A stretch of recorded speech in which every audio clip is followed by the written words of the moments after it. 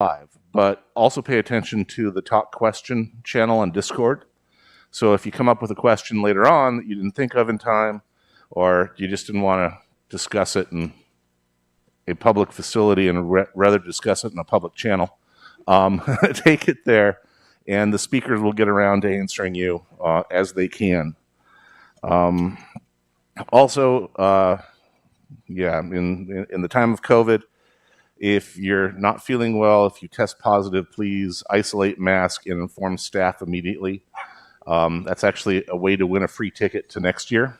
So no using Sharpies on tests, trying to get new tickets out of us. But please be responsible and mindful of those around you and contact staff immediately.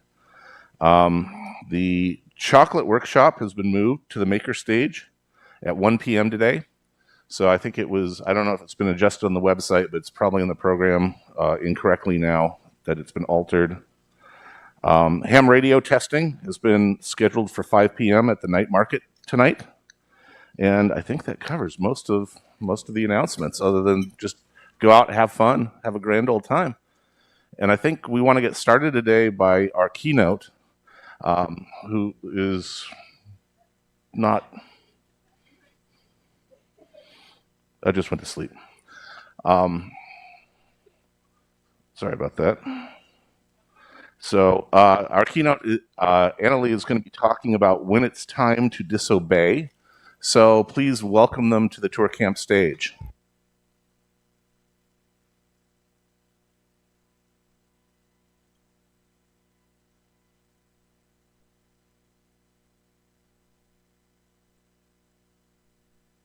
Hello. I'm going to start in the traditional way of my people, which is to log into my computer so that you can see what's going on.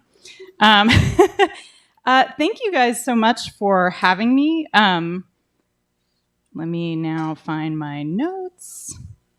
It's really amazing to be here. I've heard about toorcamp for many a year, and so it's amazing to get to come and see how beautiful and awesome it is.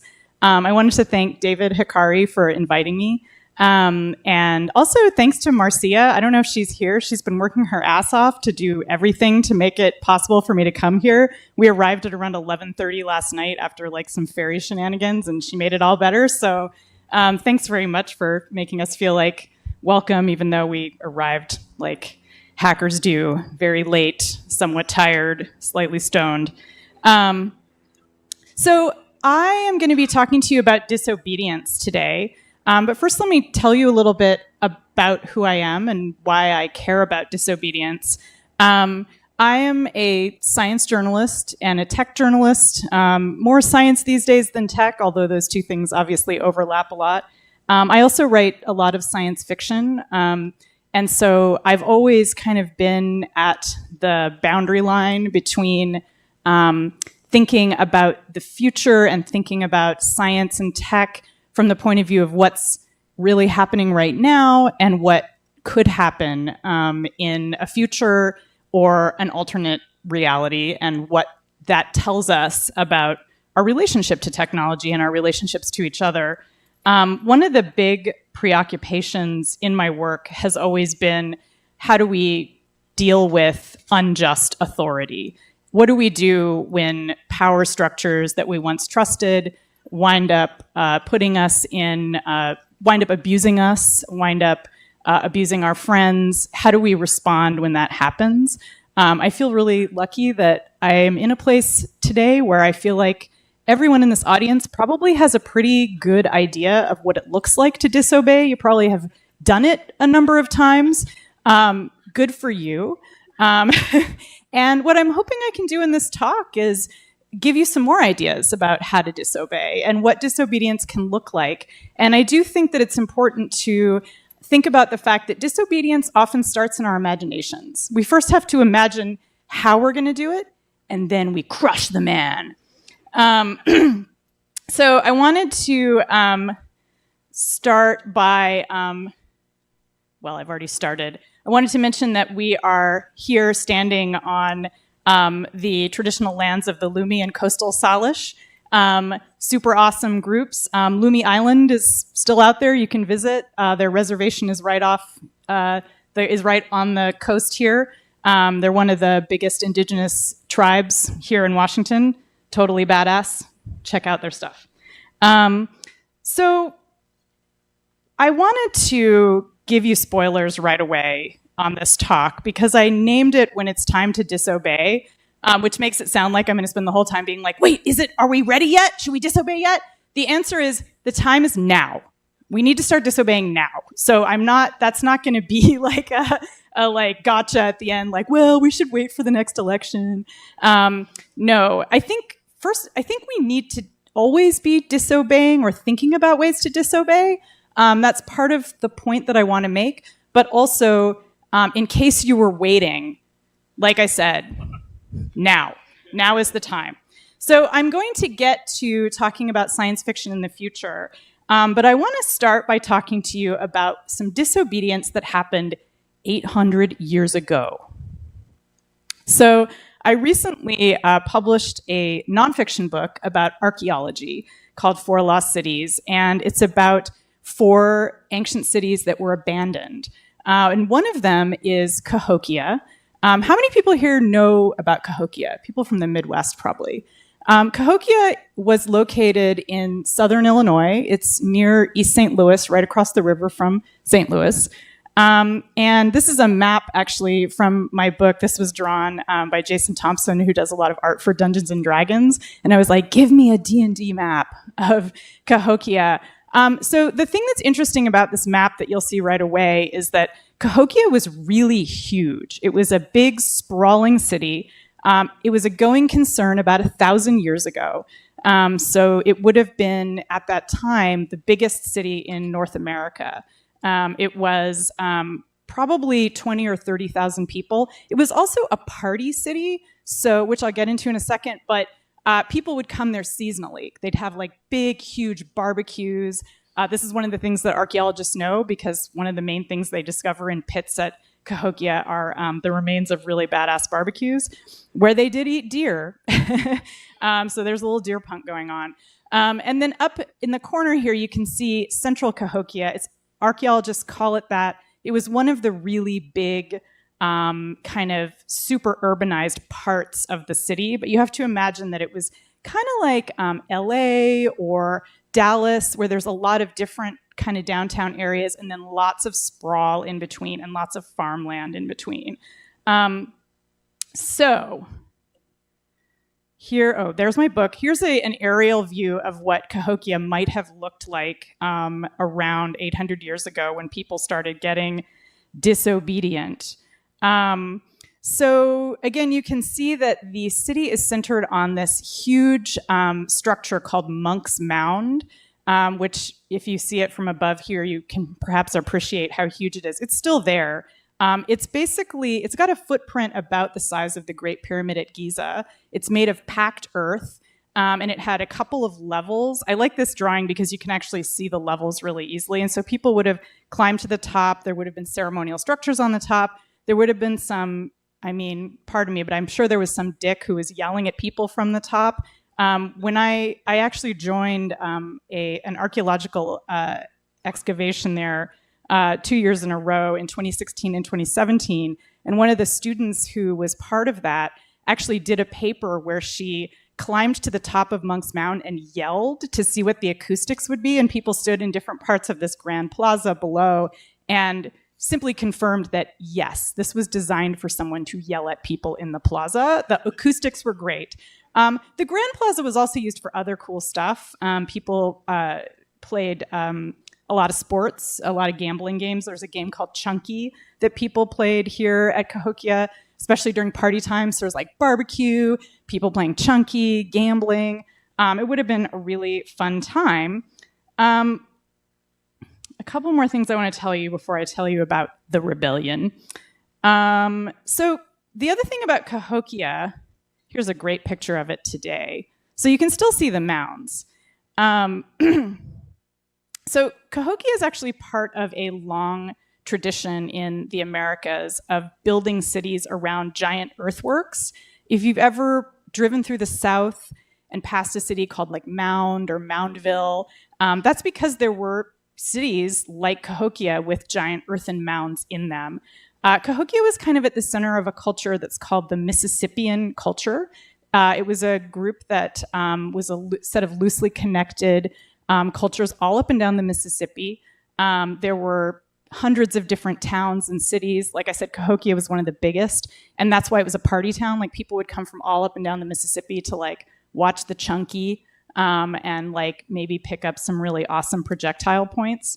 Because Cahokia made really badass projectile points. If you ever go to see Cahokia and go to their museum, you can see like piles and piles of these amazing, mostly decorative projectile points. But this tradition of building with mounds goes back like 5,000 years in North America. So Cahokia was actually kind of a Johnny-come-lately city at 1,000 years ago. They were looking back on a long tradition of cities like this that had really amazing earthworks.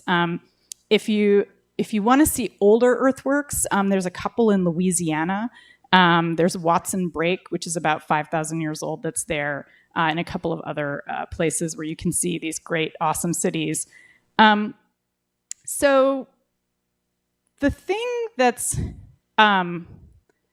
this is me at the archaeological dig that we were excavating a house.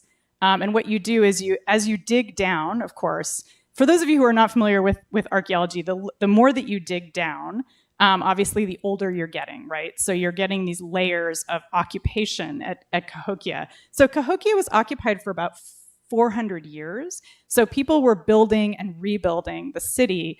One of the things that is tragic but also kind of cool about Cahokia is that most of the city was made with wood. So as we're reconstructing what happened in the city, it's all from the foundations of houses, and of course also these earthworks we have. The Monk's Mound pyramid is just the biggest of hundreds of littler mounds that were all over the city. There were ceremonial mounds. There were mounds for question mark, question mark, question mark, as archaeologists would say. We don't know why they had so many. There were elevated walkways. This was just an incredibly built-up city. And in the actual layout of the city, we can see a revolution that happened. So here is a reconstruction of what downtown Cahokia would have looked like about, let's say, in like the 1100s, okay? So the city's been going for a while. It's been built up. Many archaeologists would like to come up on stage right now and scream about the fact that no, there would have been no grass on these mounds, by the way. People always draw grass because they're like, oh, it looks so pretty. It's like, no, this was packed mud. It would have been brown, and it would have had different colors of clay on it. So, like I said, there's this Dick who's at the top of this giant mound who's telling people what to do. Maybe it's a group of people.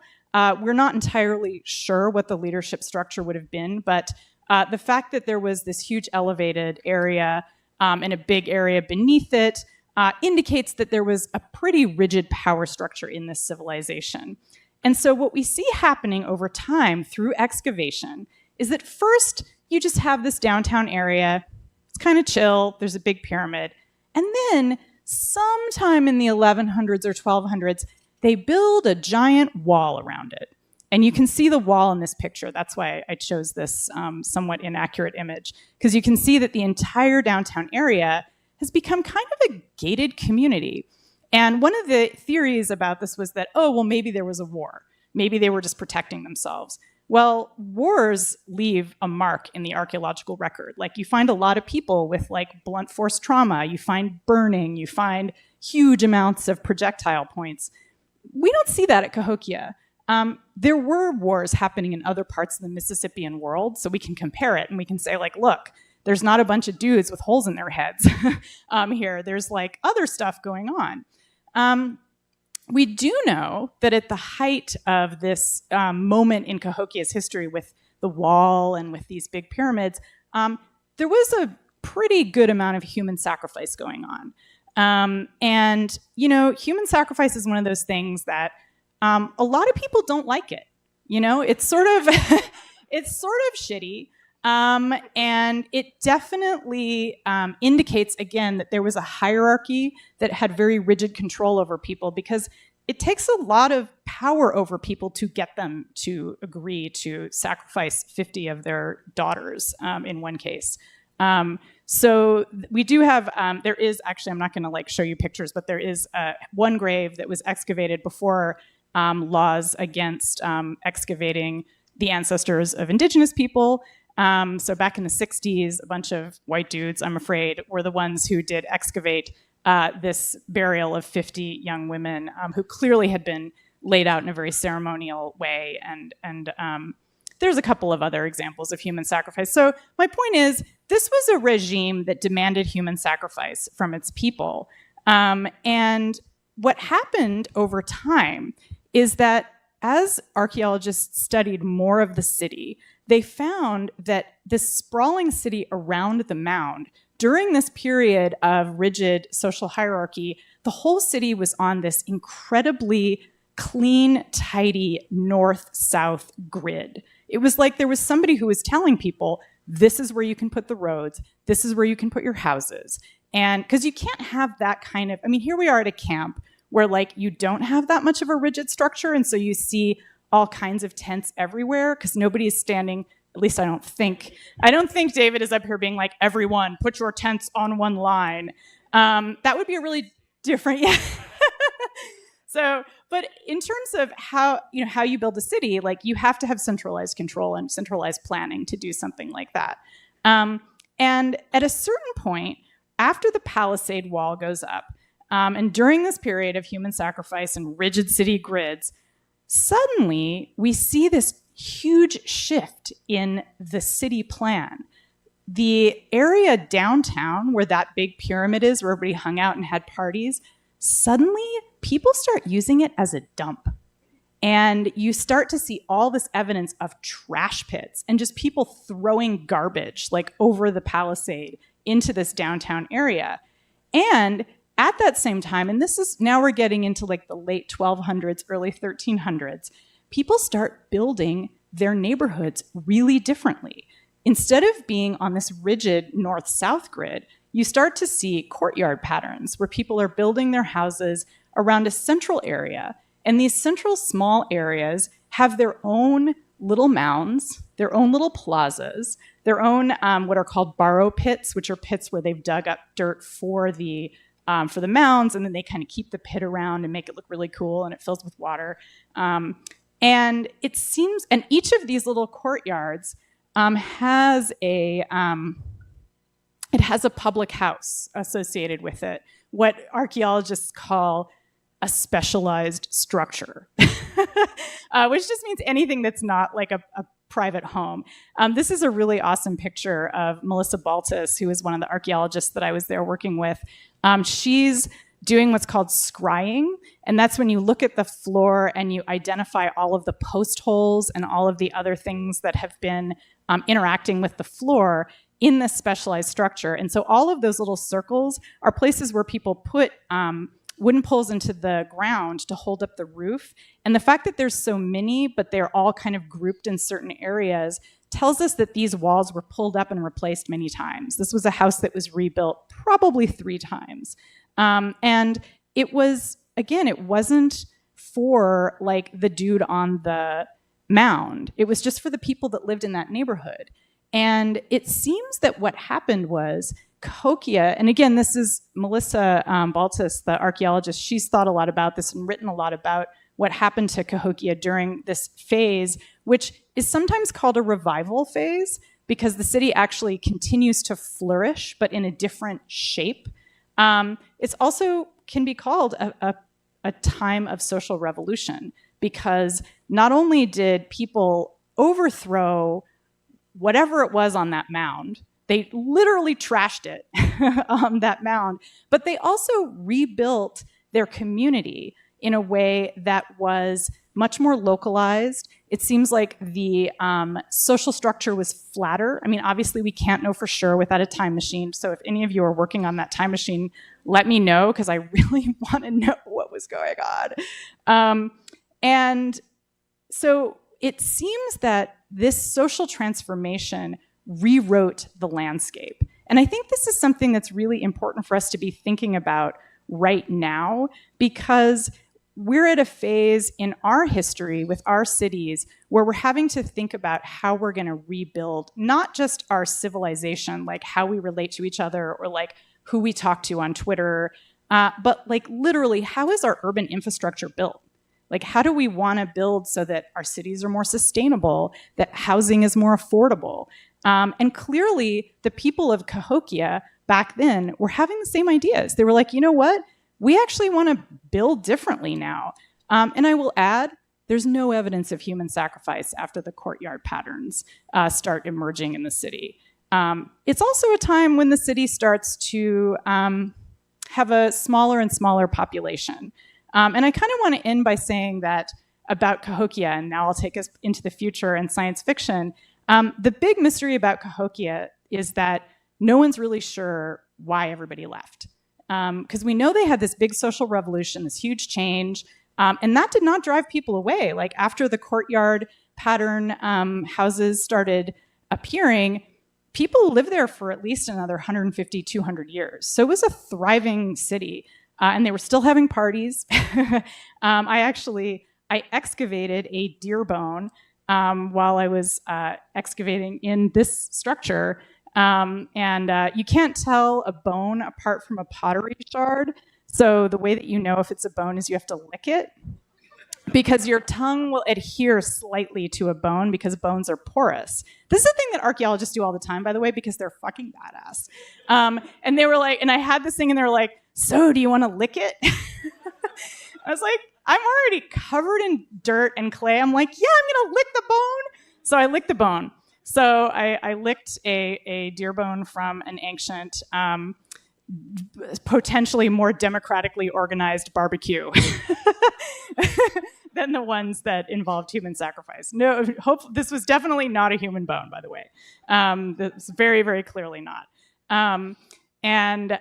So what Melissa talks about, Melissa Baltus, is how the city wasn't really abandoned in the way that we think of it. Like oftentimes when people talk about Cahokia, if they know about it, they're like, oh, that was a failed city. And it actually was a going concern for 500 years. And as people started going into these courtyard neighborhoods, they gradually started drifting away and moving to new areas. And a lot of indigenous tribes traced their heritage back to Cahokia, especially Siouan tribes, but lots and lots of other groups too. It's kind of like Rome for Western Europeans, where it's like, no, I can't trace my ancestry back to Rome, but I still think of it as like kind of part of the tradition of my ancestors. And so they had at the time in indigenous culture, and this is something that continues to this day, a notion that a city or a settlement isn't permanent. And so one of the things that Melissa Baltus believes, and a lot of other archaeologists, is that Cahokia wasn't supposed to last forever. Like nobody who came there was like, oh my God, in 1,000 years, people will be marveling at my house. I'd better make sure to build it out of brick. They were like, no, let's build out of wood. We're going to rebuild every 30 years because wood doesn't last that long. And maybe the city is going to change dramatically. And so the city may have been, I think it's important to think about this as like a thought experiment. This was a city that may have been designed to be abandoned when it got to be not a place that people wanted to live anymore. And it's an interesting approach to architecture and to city building that we don't think about a lot. But it seems to have motivated the people who were here in one of the greatest cities in North America 1,000 years ago.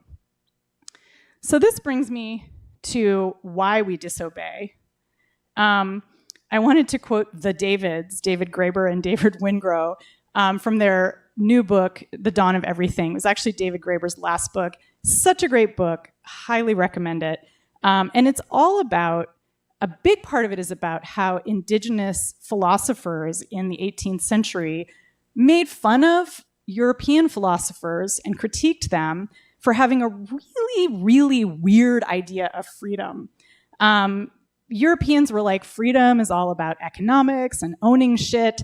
The more we can own, the more free we are. And the indigenous philosophers that they were speaking with in the 18th century were like, what? Why would you do that? And I think the Cahokia story helps us understand why a very different mindset was abroad in North America at that time, because people who lived here didn't think in those terms. They thought of the things that they owned and the places that they lived as being really changeable, and that if you didn't like something, you would just leave. You wouldn't stick around for more human sacrifice. You would start trashing it, or you would just go away. And so Graeber and Wingrove wind up saying in this book, it's a very long book, but I'd say if you could boil the entire book down, their point is that freedom is the freedom to disobey authorities without being vilified or murdered. And I don't mean like disobey, like get some free beer by stealing it. It's the classic, it is not disobey as in steal beer, but it is disobey as in fight back against an authority that is unjust. So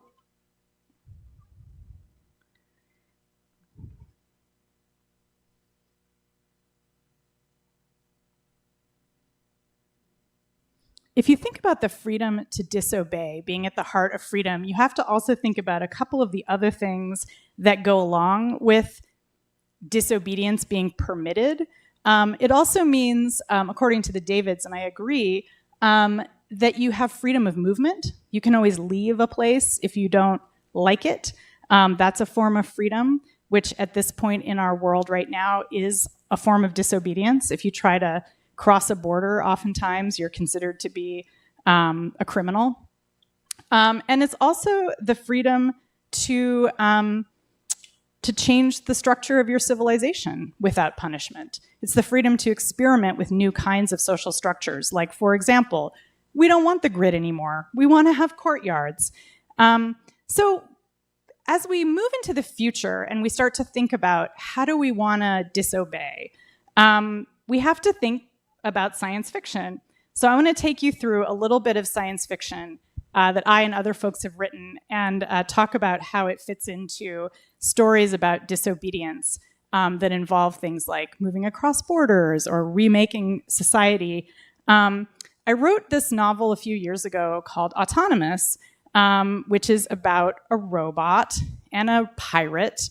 I was very excited to see earlier that so many of us are replicants. I feel like I'm in a safe space to talk about that.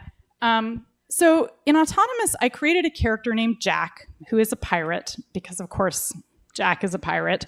And she has been a very good synthetic biologist, a nice girl, as she says at one point in the book.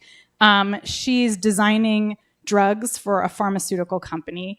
And she starts to realize that people around the world are dying because pharmaceutical prices are way too high. And it gets pretty real. It gets involved in some politics that get her in a lot of trouble because she's questioning the patent system. This is far in the future where corporations have even more power than they have now. They're basically like nation states. Your classic cyberpunk kind of scenario. And she decides that she's going to quit her day job and become a pirate. She's designed a little program that helps her reverse engineer pharmaceuticals. And so she's reverse engineering a bunch of expensive drugs, manufacturing them, and carrying them in her amazing submarine across the Arctic because of course the Arctic is ice-free at this point. And she's delivering them back and forth between Casablanca and this place where she has a house in Canada. So as Jack is doing her disobedience, which she thinks of as like a very legitimate way of fighting back, she kind of discovers that there's more than one kind of injustice that's happening in her world. And we find this out because the company whose drugs she's been pirating, or one of the companies whose drugs she's been pirating, decide to send Paladin the robot after her. Paladin is this awesome giant mech who's kind of designed to fight and to do reconnaissance. And Paladin is working with this like super hot soldier named Elias, and which actually becomes important later that he's hot. So we learn that Paladin and other bots in this world, in order to pay for the cost of their construction, have to be indentured to whoever built them for up to 10 years. So Paladin is owned by a nation, a kind of something like the EU. It's called the African Federation. So it's kind of like the EU for Africa. And Paladin has really no control over her fate. And she eventually starts hooking up with Elias, his partner. And I'm not going to give you spoilers. I mean, this is early in the book. They start hooking up. It's very complicated, as it would be if you were hooking up with someone who owns you, or who essentially owns you, and also who has like a lot of gender issues. So Paladin has a lot of gender issues. Elias does. That's all in the book. You can go have fun with that.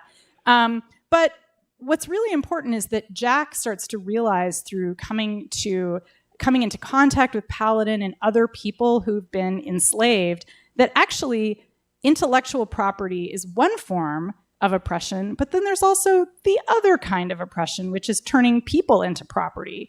And she slowly realizes that her way of disobeying, pirating drugs, is just one tiny corner of a much bigger world of disobedience that's taking place out there. And she learns this through forming a relationship with an enslaved guy who she meets, who's running away from his indenture. And she also learns it, well, she doesn't learn it, but we as readers learn it by getting to know Paladin and kind of coming to understand what it means to have been built by someone who owns you, and what that does to your brain and what that does to your desire.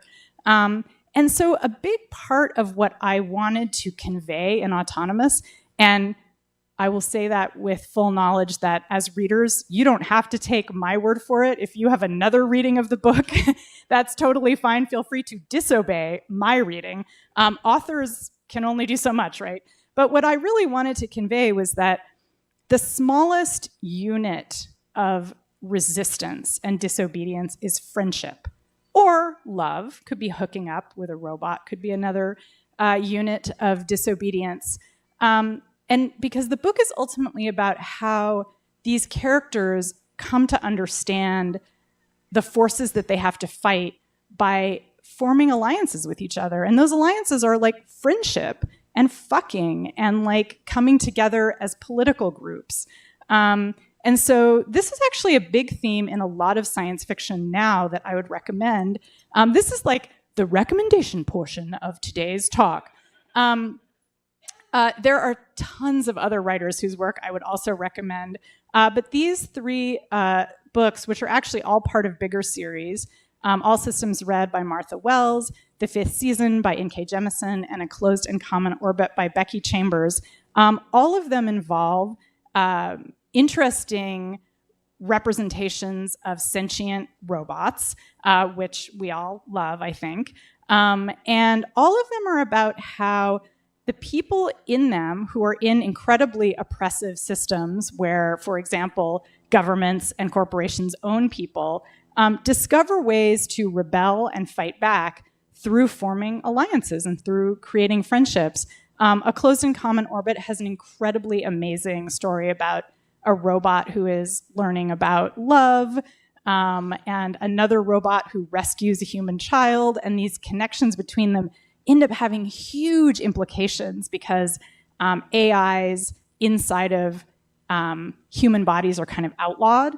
Anyway, I won't give it all away. And All Systems Red, if you haven't read Martha Wells' Murderbot series, it's just all about rebelling against interstellar corporate malfeasance.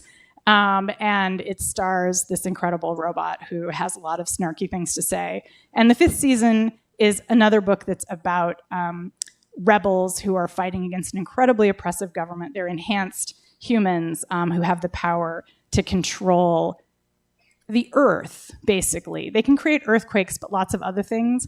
And the government wants to use them to prevent earthquakes and basically enslaves them. So there's a slave uprising, very satisfying.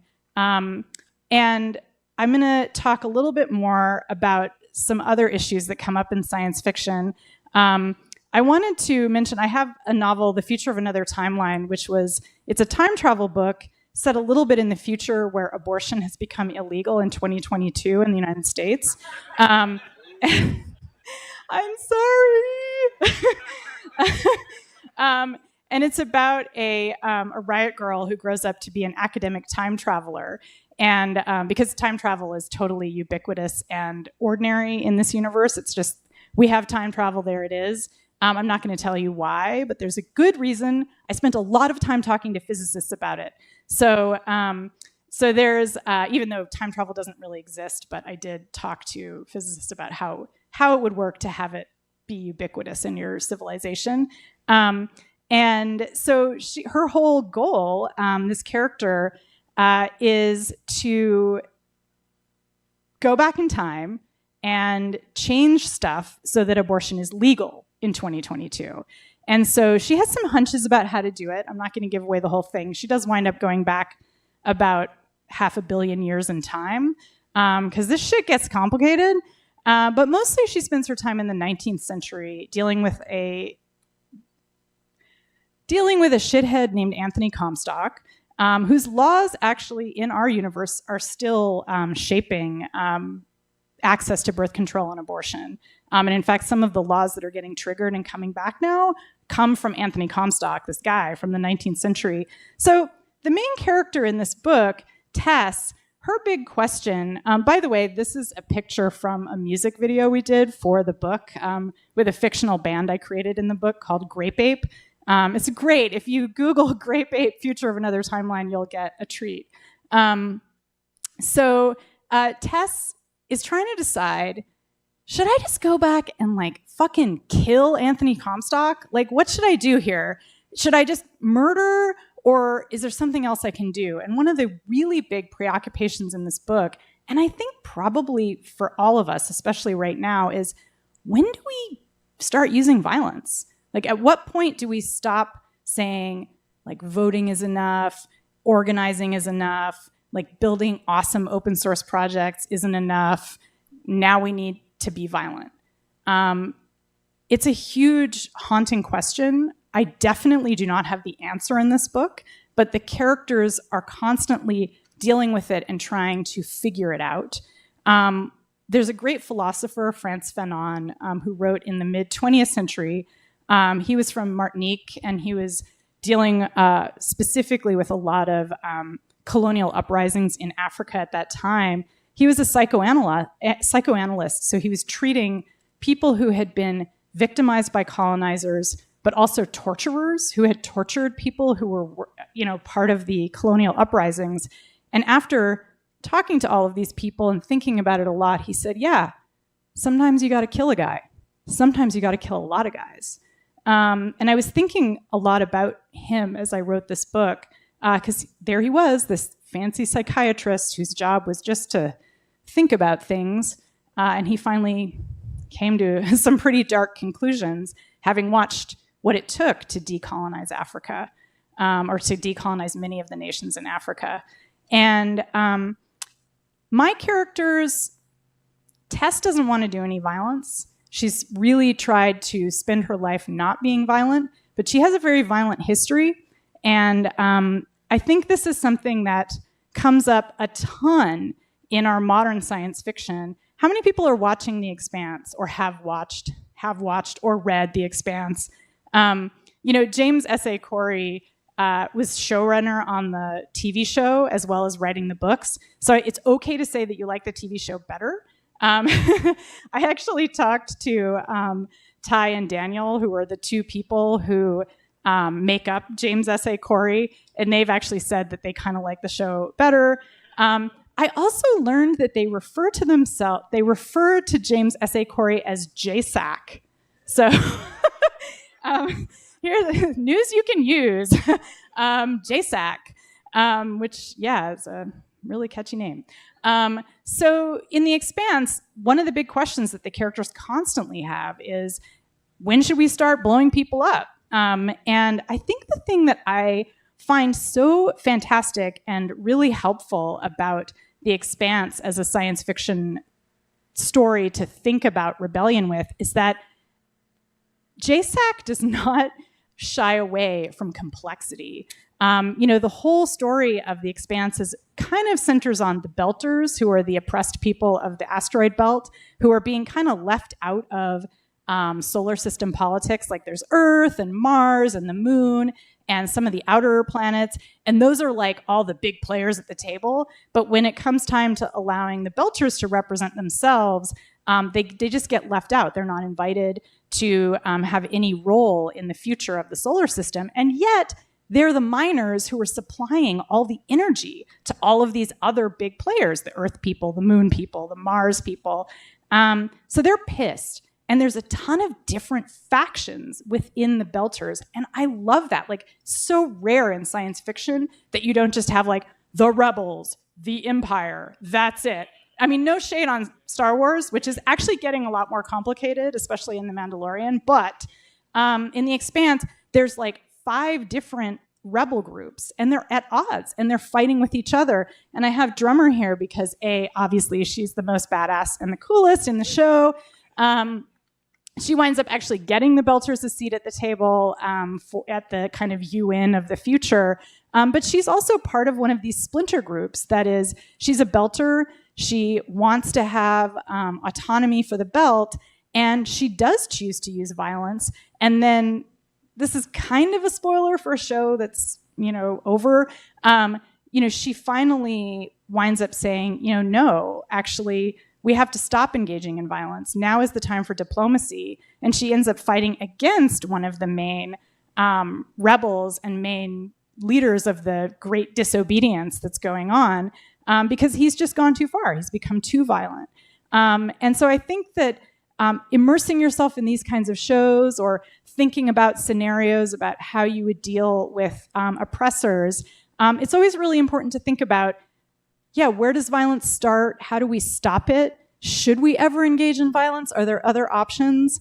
If you watched the latest Star Trek Strange New Worlds, which I could talk to you about for like 17 hours, they have a really unsatisfying answer to the question of when to use violence. That was a terrible episode. Why did we have that episode? Anyway, but the point is, it's still being raised. The question is, do we shoot a guy? Do we let him go and try to make peace with him somehow? It's my opinion that the road to peace, the road to putting down weapons and ceasing violence, is the hardest road. That is the toughest thing to do. It's easy to find enemies. It's really hard to find allies. And I think that's, like I said, that's the first step that we have to take as we rebel. The thing that my character Tess learns in Future of Another Timeline is that, sometimes you got to kill a guy, but you know what you have to do more than that? You have to find your allies. You have to find the people who are going to work with you to rebuild or to build, because disobedience has to be constructive. That's one of the things that I really think is important, is to think about disobedience as not just an act of burning it all down, but actually an act of replacing it. Get rid of that city grid. Build your courtyard neighborhoods. Don't just burn it down. And that's why I love this moment in The Last Jedi where Rose Tico and Finn, they become friends. They learn that they have to work together. And of course, they're adorable together, and that's very nice too. Okay, I'm going to end real quickly by talking about a couple of examples in the real world of things, of projects that I think exemplify what I'm talking about when I say that that resistance should be constructive, and that disobedience should be constructive. So how many people know about Birds Aren't Real? Yes. Oh my God, I love Birds Aren't Real. So Birds Aren't Real is media satire that's intended to poke fun at conspiracy theories, at fake counter protests. Peter McIndoe, who founded it, who's here in this picture from the New York Times, he said he was at the Women's March after Trump was elected. He was at his local Women's March, and there were these completely wild counter-protesters, these pro-Trump counter-protesters, and he saw them and he was like, that is just bizarre. Like, what are they even thinking? And so he just picked up a sign, flipped it over and wrote "Birds aren't real" on the back and started protesting with the Trump counter-protesters. And you guys know exactly what his point was. His point was like, if we add more absurdity in, we will call everyone's attention to how freaking absurd all of this stuff is. And I think also he's really interested in making resistance and disobedience fun and silly. And you can't discount fun and silly. Fun and silly is really, really important for disobedience, because when you disobey and you try to rebuild society, you're going to screw up. And then you're going to screw up again. And you've got to have a sense of humor about it. Don't lean into your mistakes. Just be like, all right, fine, birds aren't real. Let's try something else. So I think that this is a really great form of resistance and disobedience. I also want to shout out to iFixit as an example of really productive. Yes. Oh my God. They're the greatest. iFixit Israel. I think this is an example of, disobedience that is incredibly constructive. These are people who are encouraging all of us to void the warranty, to repair your devices, to share that information, to make all of this secret bullshit about how our devices are put together open to everyone online. And it is about sustainability too. It's about like, don't just throw away your phone, open it up, do something different with it. So I think that this is another fantastic constructive disobedience. And I wanted to tell you a super quick story before I end about a trip I just took to the Wave Research Lab at Oregon State University in Corvallis, where a lot of people are working on building wave energy converters, which will be what it says on the tin, turning wave energy into electricity that we can use in the future that is sustainable and hopefully carbon negative, if not carbon neutral. And while I was there, in that top picture, you can see what looks like kind of a half-built TARDIS and then this weird tube. That is going to be the LUPA, which is one of the first open source wave energy converter projects. There's other ones too. And their idea is to have all their documentation available online, have the model available so that you can build your own wave energy converter and maybe float it off the coast of your small island to get energy.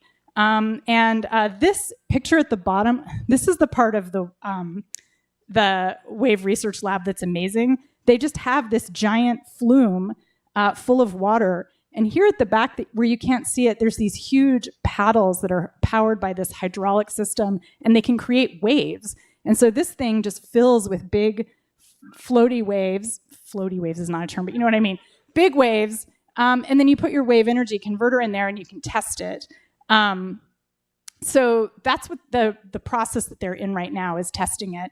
And LUPA is just one of many of these organizations. You can look up LUPA. They don't have a ton of stuff online yet, sadly, because they're just starting. But there is a video that you can watch where they talk about the tech and they talk about some of the software that they're using and the hardware that they're building.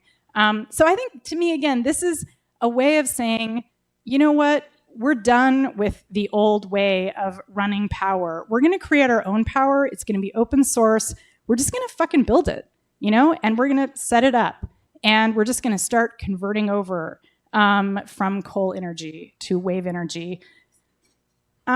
So to conclude, I think a lot of the things I've been talking about here with disobedience, constructive disobedience, all fall under this idea of direct action. This is just a term for taking any kind of political action that goes a little outside the lines. It's not just voting. It's not necessarily obeying the law. The idea of direct action is taking matters into your own hands, hopefully non-violently. Hopefully we don't need to do that yet. And when we do that, when we fight back by building better things, we don't have an apocalypse. We don't burn shit down. We build something else. And yeah, maybe some things do have to be burned down. But the important thing is what we build. And we have to be building it before we burn shit down so that we have a place to live and we have power and we have technologies and we have humor. And so that's where I want to end. For those of you who don't know who this amazing character is, this is Kamala Khan from Ms. Marvel, who now has a TV show. And she's a transformer, basically. I mean, not a transformer. She's not a car. She can transform. And right now she's about to make a fist and punch a guy. Not going to kill the guy, but she's definitely going to punch a guy, or 10 in this scene. The bad guys like crash her brother's wedding, and she's really pissed off. So she's kind of a model for what I am imagining. Somebody who's trying to build a better world, isn't afraid to break some rules, but ultimately wants to have something better at the end of the day. So this is how I want to leave you. Thanks so much for being here. This is a quick preview of my next novel coming in January. It has a sentient flying moose in it who is very deer punk. Okay, I was so fucking psyched. I was like, #deer punk. Because yes, there's a moose. His name is Whistle. He's going to have a heroic arc with lots of romance. There's lots of other things happening in the book too. But yes, there is a moose in this book. So thanks very much. Thanks for coming out and listening. I'm happy to take questions now or later. Thanks a lot.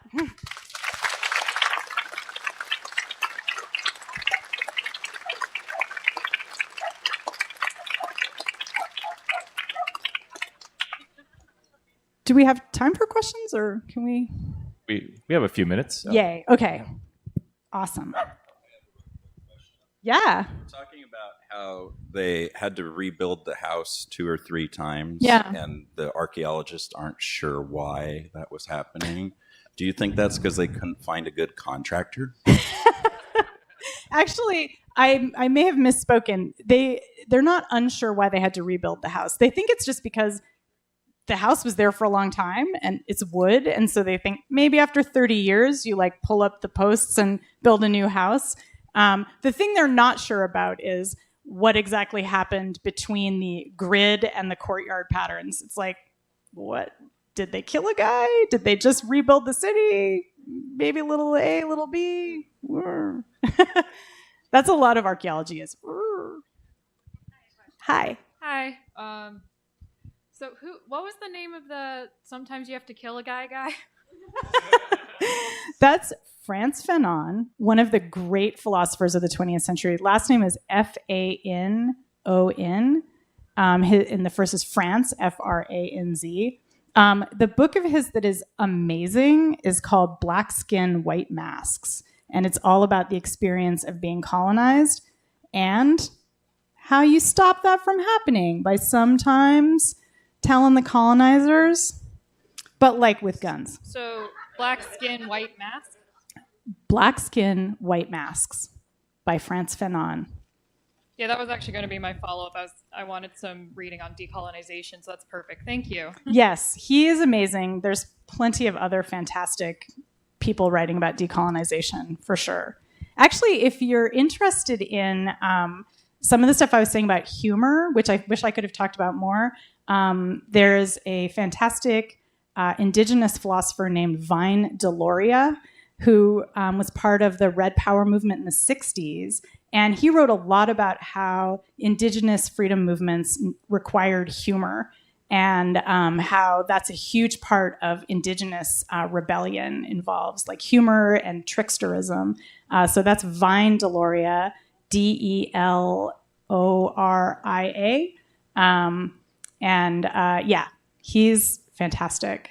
I think his best book is probably called Custer Died for Your Sins, which is actually very funny, as well as being pointed. So I love all the talk about Cahokia, and I was wondering if you've talked with the folks who started Coyote and Crow, the new RPG, because they're amazing, and I've been playtesting the game, and I am so in love with it.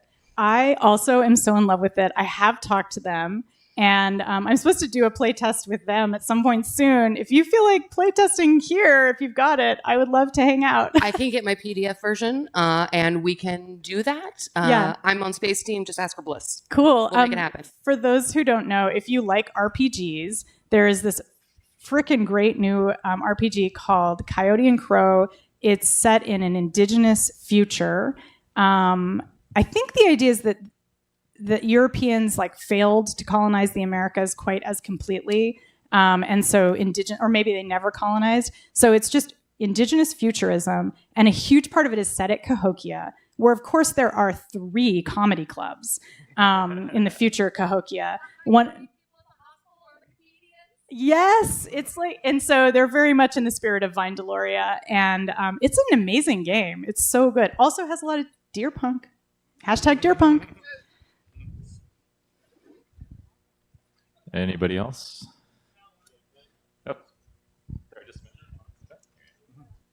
Knowing what we know about Cahokia, or about the indigenous thinkers that David Graeber talks about, is there any way you can deduce anything about the I guess the philosophical thinking of Cahokia based on the archaeological evidence, or is that too far of a reach?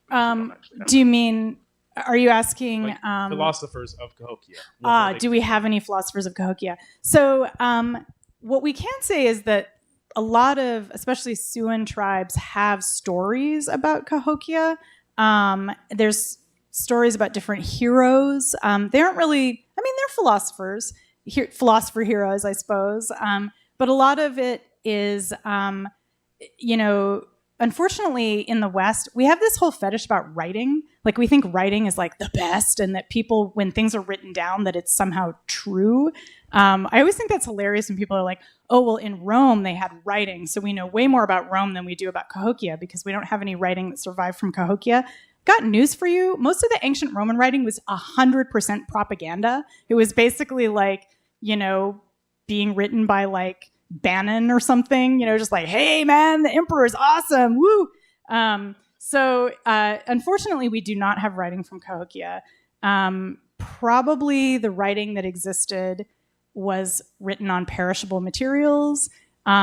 So yeah, unfortunately, what we do have is modern day indigenous thinkers whose, traditions trace back to Cahokia. So we can assume that there's some continuity there. But yeah, it's hopefully in the future we'll find out more. We're going to keep digging. So I have a question in the vein of the iFixit slide that you had. So if you were a member of a makerspace and you had some sway and you wanted to push the members of that makerspace in this general direction, where would you start? So the general direction of making documentation available of technology? Of unfucking the world. Oh, unfucking the world. I mean, part of my answer is doing projects like iFixit. I think helping people have more control over their technology, not just for the fun of getting root or of being able to, do things to it that it's not supposed to, but also so that you can recycle it or use it for something else. I mean, one of the big issues that we're looking at is e-waste. And so how do we make e-waste not happen? How do we have documentation available for not just us here, but people in coastal Vietnam villages who might want to be reclaiming this technology? One of the people I talked to when I was working on this article about wave energy converters is an engineer who's in California, but he grew up in a village off the coast of Vietnam, and he was like, yeah, we had electricity 3 days a week. And when I came to the States, I was like, what the hell? Why can't we have this? And so he designed a wave energy converter that's intentionally very simple. You can just build it out of materials that are widely available and hook it up and then have something to make your village have 7 days of power. So that's the kind of stuff I think about. It's so important to have documentation. And I know we all hate documentation, but that's the way we share. That's how you find allies and friends, is by helping other people do it too.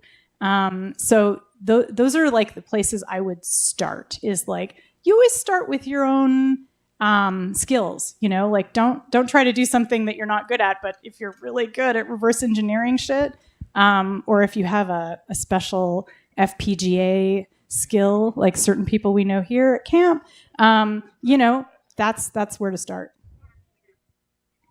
Oh, one more question. All right. Hi. Hi. I just want to ask you, as a sci-fi author yourself, what's your take on maybe like the need to have more utopianism in sci-fi? Because I think, especially in cyberpunk, a lot of it is so dystopian, and the author's intent, in some cases, seems to be like, how dark can I make it? Whereas I feel like now, especially having gone through the past few years, I feel like the most punk thing people can do is to be a utopian and an optimist. And so yes, that is. I like seeing new trends in sci-fi, like solar punk, where it's like, hey, what if we handled climate change really well and came out with an even better world on the other end? Yeah. So let me tell you about solar punk. So first of all, I will say totally yes. I am all on board for having more utopianism. I certainly have.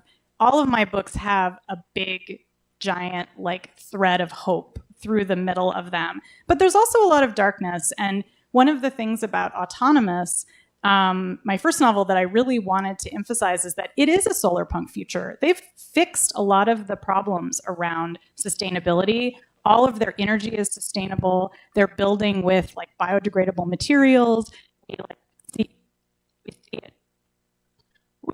We see at one point that people are building roads out of foam. But they also have slavery. They have this system of indenture, which they don't call slavery because, of course, you would never call it that if you were doing it. You would say, you have the freedom to be owned by someone who will take care of you. Doesn't that sound great, you guys? You'll get all your meals. You'll have a house. You can't leave. But that's okay because you have work. It's great. And you have a great solar-powered little den that you live in. That we give to you and don't let you leave. So I think for me, what's really important is to have a utopian vision, to have hope, but to acknowledge that we always invent new problems. We're monkeys who love to fight, right? Like that's a thing we do, and that's kind of adorable about us. But it means that we solve a problem and then we have another problem. And so that's why it's really important to remember the process of disobedience. It's an ongoing process. Never stop disobeying. Never stop rebuilding, because there's always going to be a new way that someone in power is going to fuck you over or fuck your friends over. And I mean, to use a technical term. So I think that's my position is have utopia, but acknowledge the difficulty of it and acknowledge that it's a hard road and we're never done. But I guarantee you, all of my novels do have kind of a happy ending. Like, the good guys basically win because I think we will win. It just might take 50,000 years, so, or 1,000 years, or, I'll see you guys then, though. There was one final person way in the back, and then maybe that can be our last question. So we all know about disobeying for the common good. Closer? Yeah. Creep closer. Right. So they're disobeying for the common good, but not everyone agrees on what the common good is or who they're disagreeing against. We have people who are disagreeing against some of these new laws, and then we have anti-vaxxers and January 6ers who also think they're disagreeing for the common good. What do we do with that? It's a huge question. Obviously, I do not have the perfect answer. I wish I did. I'm ready to solve the universe. What I would say is the reason why I really wanted to emphasize the constructive part of this, and literally let's build wave energy converters, let's do kind of iFixit style projects, is because one thing that is easy to create alliances out of is shared projects for things like infrastructure and power and medicine, things that we all need. And I'm not saying go make friends with your neighbor who, hates you and hates your gay friends, and build a boat with them. I'm not saying that. But what I am saying is that if we focus on construction projects with our human friends and our non-human friends, if we focus on construction, I think it allows us to sidestep some of the problems that we're facing where we get into these, I would just call them rat holes of disagreement. So it's get off the Twitter rat hole of disagreement and into the lab.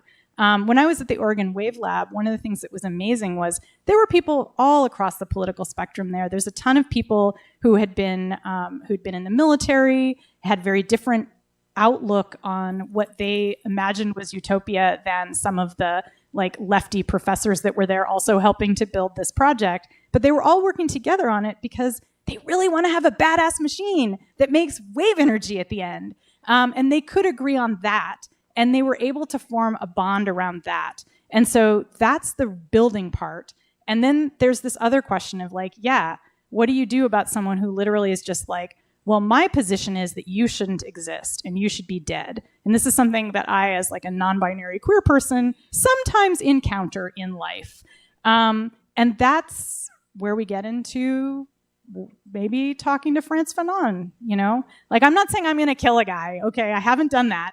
But that's where we get into that territory where we have to start wondering, like, what do we do if someone is saying, like, you need to be dead? That's my position, is that you personally need to be dead, Annalee, because I don't like your, I forget what the term they use now is, gender issue, my gender issue, which cannot be taught in school.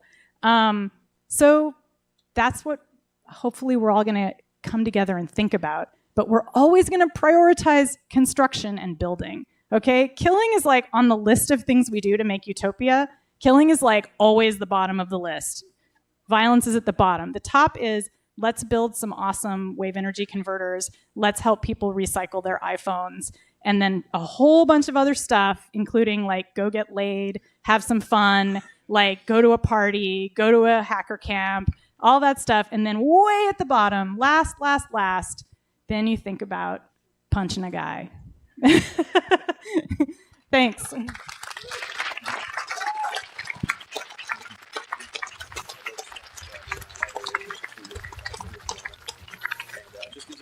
Oh, I wanted to mention I think my books are on sale at the bookstore. The Ada's Free House. At Ada's, amazing bookstore. And thank you, Danielle, so much for that. And I will sign them. I will sign you. I have a big pin. Whatever you want me to sign. I am so into it. Okay, thanks. Bye.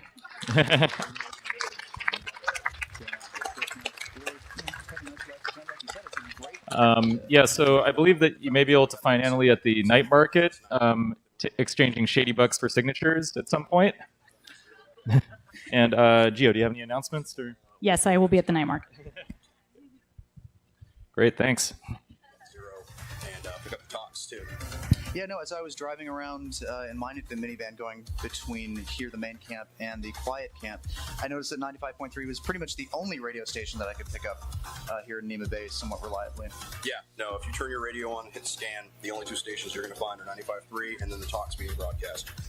So what, aside from running the wall, what's been your tour camp highlight experience so far? Last night, riding around in Divide's art car, the rolling sandcastle, listening to DJ Keith Myers doing his thing, tearing it up. I just enjoy the fact that I'm at a conference that I don't organize, so I can participate as an attendee. So last night, my fun was actually wandering around with zero responsibilities and just, having some soup and enjoying myself. Just having a good old time? Yep. Wow, that sounds excellent. Yeah, another thing that the Divide and his Castle Art Car crew was doing yesterday was the bike jousting. Did anybody in the studio see the bike jousting? Bike jousting was over before I could get down there. I'm going to go do it tonight.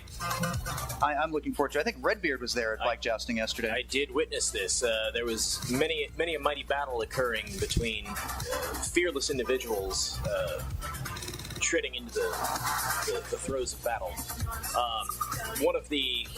Some of the more interesting moments definitely occurred between contenders who kept coming back for more and the individuals. Low center.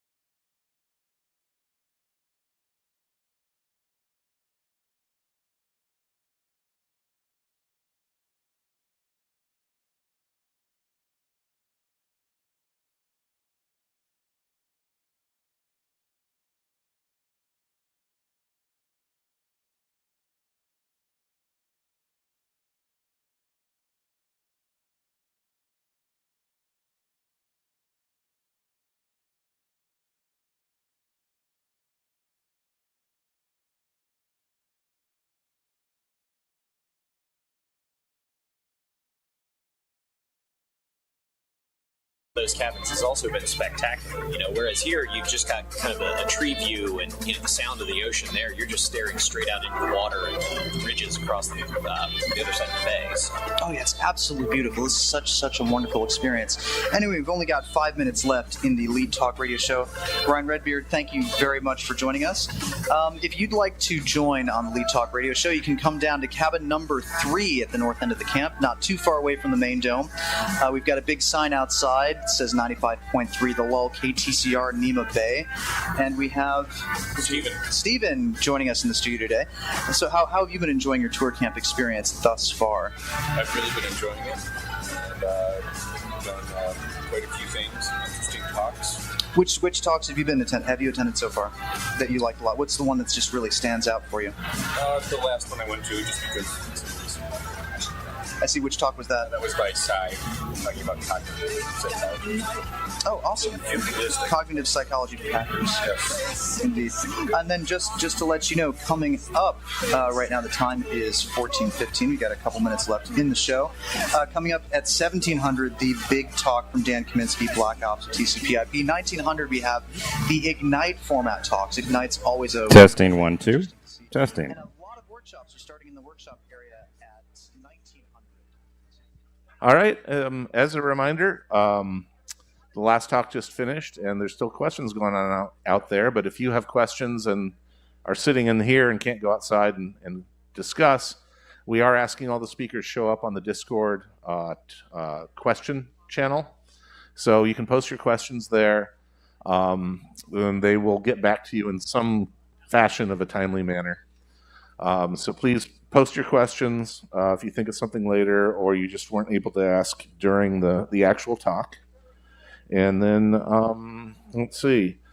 If you're at all not feeling well and or you test positive for COVID, please isolate, please mask, please inform a staff member immediately. We'll get you taken care of, and we can get you admission to next year, whatever needs to happen. But please let us know immediately. Speaking of getting tested, which we all know is very important these days, how many people have been Voight-Comp tested? Okay. There's a Voight-Comp testing station out here just across the field. It's the black tent there. There are 3 sessions a day. So I think the afternoon session starts at 2, and then there's an evening session, and then there's a morning session that's designed for social distancing, if you're at all concerned with that kind of thing. The tent's open, free air, it's distance, etc. So hit up the morning session if that's what you're after. And then you can determine whether or not you're actually a replicant or a human. And by the way, this is 2049, not the original film. We're not hunting replicants. There's nothing wrong with them. The replicants are people too. So it's just a matter to be able to determine what your status is. And I think there may be some special benefits to being in either class. So it would behoove you to go ahead and get your certificate, carry that around with you. Let's see. Lost and found at the reg desk. You find something, drop it off. You lose something, go ask. That includes kids. So if there's a lost child or something around, take them up there. Hopefully their parents will collect them. Remember to stay hydrated out there. It was hot. We saw quite a few pink people last night, so remember the sunscreen. We're only one day into this, and people are already getting burned. We have some of the New Relic Nalgene bottles in the corner there, I think, over by the soup containers. If you haven't gotten one, grab one while they're still around. There are limited quantities, so please don't grab a second one. Leave those so that everyone has a chance to try and grab one. The restaurant, the Doe Bay restaurant here, is actually quite good. It's one of the nicer restaurants on the island. Normally in past years, it's been kind of difficult to get into because people that live here go there to eat for a fancy dinner. And it's pretty blocked out. Well, in this year, we got the whole restaurant to ourselves. So if you're tired of cooking, please stop by. It's breakfast, lunch, or dinner. I know tonight that on dinner they're adding halibut and scallops.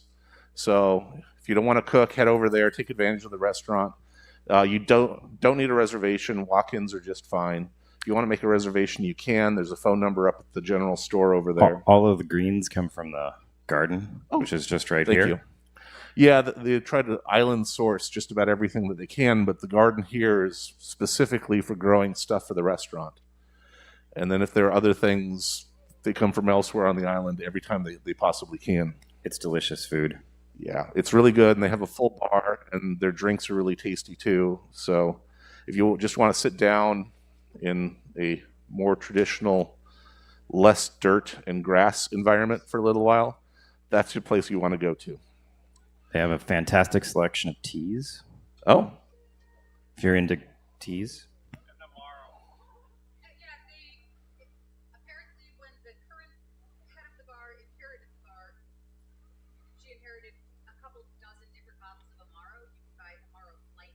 Yes. Wonderful. So chocolate workshop has been moved. That's at 1 p.m. today. It's going to be over in the maker stage. The ham radio testing, it's set up for 5 p.m. in the night market tonight. And I think that's about it. So I guess without further ado, we've got a good friend of ours here, staff member, and the guy responsible for making sure that you guys have internet, which is a wonderful thing. So thank you. Don't forget Morgan. Yeah, well, yeah, more, but he's not speaking right now. But thank you, Morgan.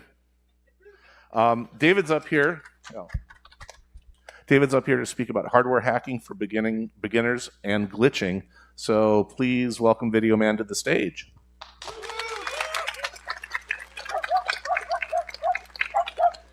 All right, welcome. Just a little intro of who I am, what I do. I'm David Bryan. I run a very small wireless ISP in Minneapolis. In fact, with the man that sits up front here, Stuart, he was able to make it out, which is great. I also volunteer at DEF CON. I think this year will be my 24th year. Also, I've been doing since year one, essentially.